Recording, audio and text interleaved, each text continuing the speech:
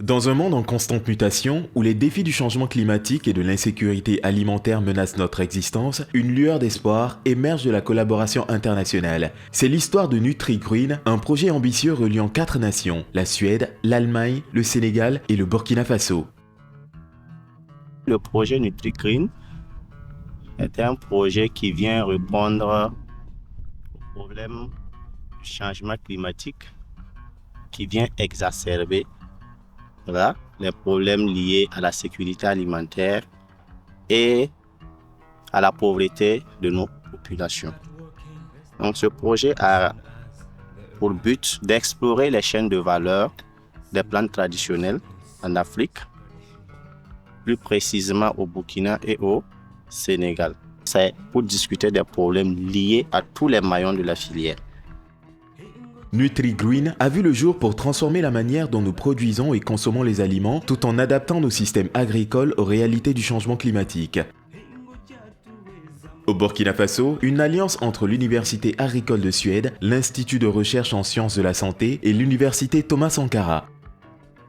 Le projet s'est concentré sur 3 chaînes de valeur, le Moringa oleifera, l'hibiscus et le baobab, des plantes aux vertus nutritives exceptionnelles promettant de transformer les régimes alimentaires et les revenus des populations, en particulier de ceux disposant de peu de ressources.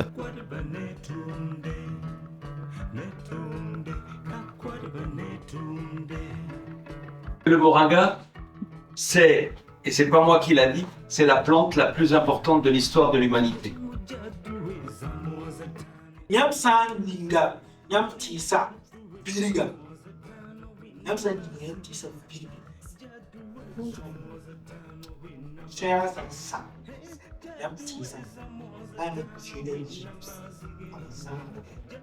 nous sommes rendus compte que c'est une plante d'avenir qu'il faut valoriser, surtout sur le plan national, et permettre à la population du Burkina Faso d'insérer le moringa dans ses habitudes alimentaires, mais aussi aux producteurs de façon générale de pouvoir adopter cette plante-là, non seulement au sein de la chaîne de production agricole, mais aussi en vue d'améliorer la santé nutritionnelle des enfants en milieu rural.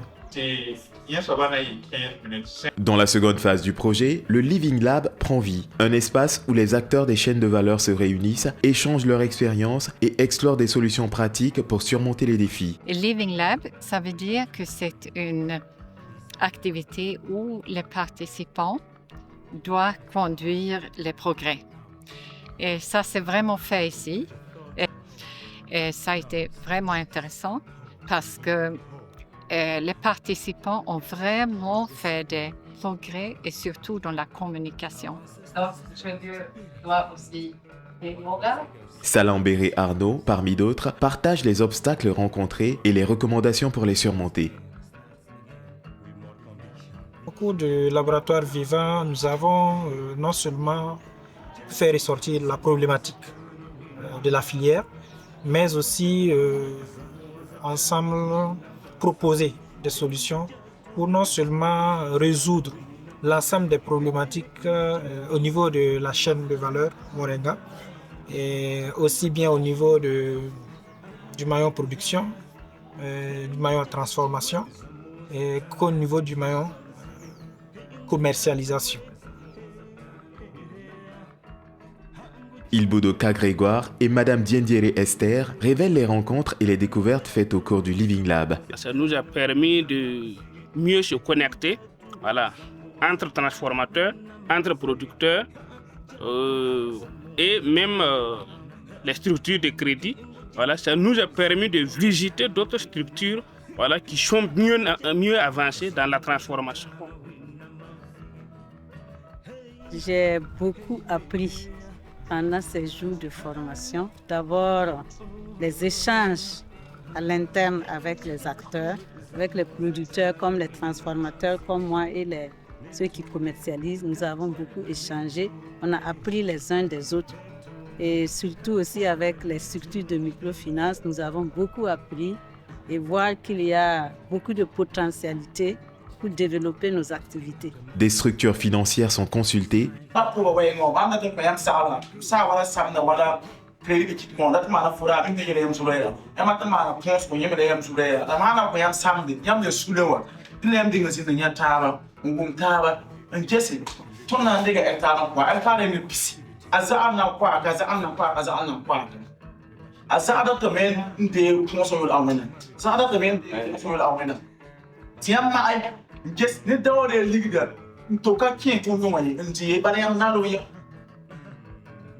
En ce qui concerne les structures de microfinance qu'on a écoutées, je pense qu'ils peuvent aider beaucoup les producteurs à vraiment travailler, à développer leurs activités. À notre niveau aussi, je pense qu'ils peuvent le faire. Mais moi, particulièrement, et ça fait 20 ans, comme je le dis, et j'ai beaucoup investi avec les grands crédits ou même construire mon local. Actuellement, ce que je veux passer à l'échelle. Ça veut dire, je suis par exemple actuellement à 500 litres de production par jour. J'aimerais vouloir passer à 1000 à 1500 par jour. Et moi, j'aurais aimé avoir des investisseurs qui entrent dans mon capital pour encore aller à une plus grande échelle. Des liens forts se tissent entre les producteurs et les transformateurs, des contacts sont établis et des opportunités insoupçonnées se révèlent.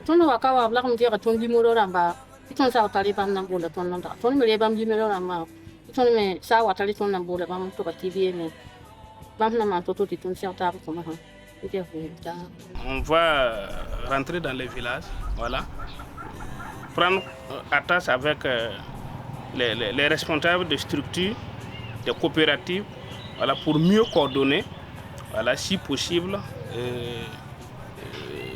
acheter tout ce qu'ils ont comme produit, voilà, surtout en particulier l'hibiscus que nous utilisons plus.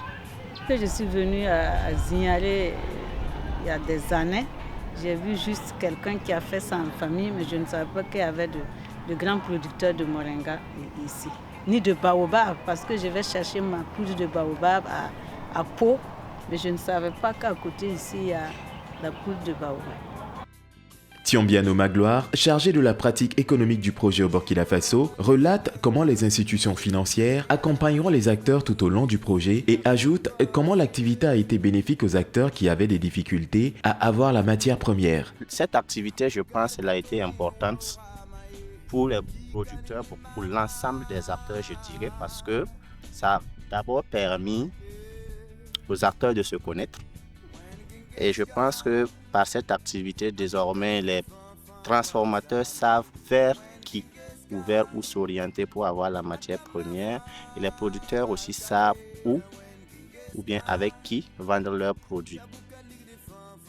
Eva Traoré d'Albergue partage comment la coordination de l'activité Living Lab a été une réussite du fait de la participation des différents acteurs et également avec les institutions financières. On a suivi le chaîne de valeur de baobab, moringa et hibiscus. On a vu que vraiment les transformateurs ne connaissaient pas qu'il y avait de bons producteurs ici de bissap, seulement 35 km de Ouaga. Et il y avait certains transformateurs qui partaient même extérieurs pour acheter du bissap par exemple, alors qu'il y a des producteurs ici.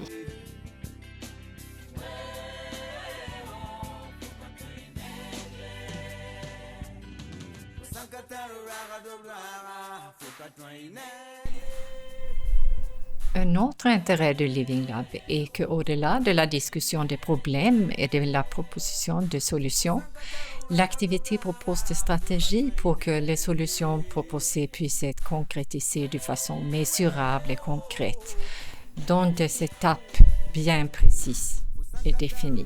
NutriGreen démontre comment l'union des esprits et la mutualisation des connaissances peuvent créer un avenir durable et résilient pour tous. Ensemble, ils cultivent l'avenir, une plante à la fois.